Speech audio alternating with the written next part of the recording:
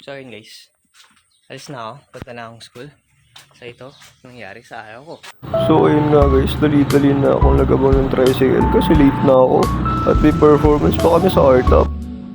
Ito na nga guys, buti nakaabot pa ako kahit late na ako. So panoorin niyo ako mag-perform.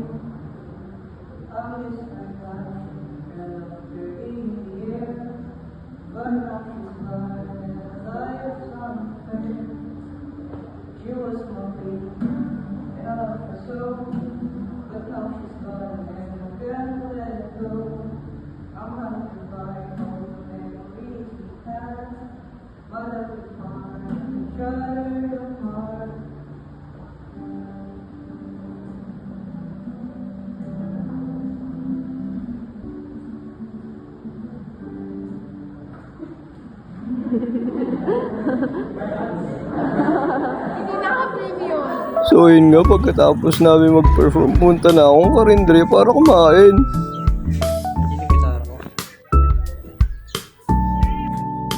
Ito na, 3, 2, 1, time lapse!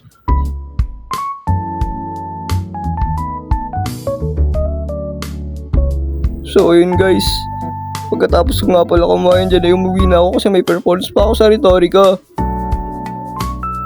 Ayan na, nakadabit na ako ng performance ko sa Rhetorica guys. Pagkatapos pala ng performance ko dito, wala na akong gagawin hanggang maggabi. Ang last na activity sa araw ko ngayon. So anong gagawin natin? Mag-workout tayo. Yeah. Maggagabi na nga pala ito guys. Ito pala ang ginagawa ko pag tinatapos ko ng araw ko. Kunin ko lang yung gamit ko. Ayun na, 3, 2, 1, time lapse!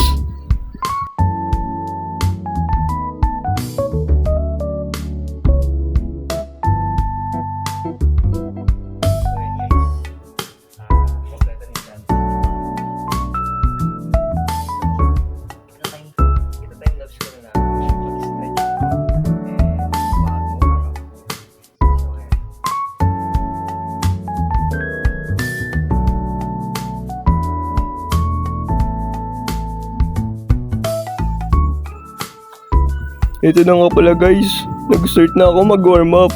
Alam nyo ba guys, na importante talaga akong mag-warm up para hindi tayo magka-injury.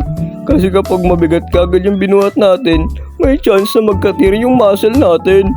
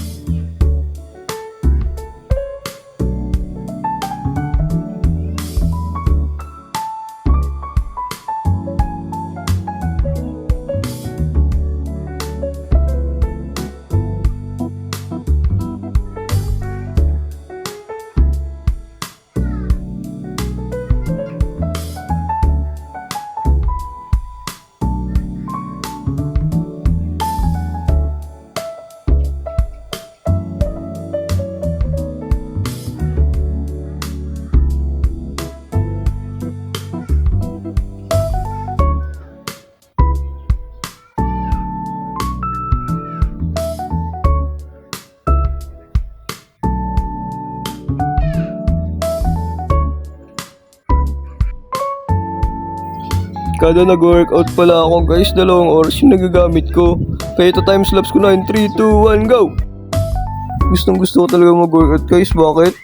Kasi napapaganda ko na nga yung katawan ko, naayos ko pa yung mental health ko. Kaya win-win situation tayo guys.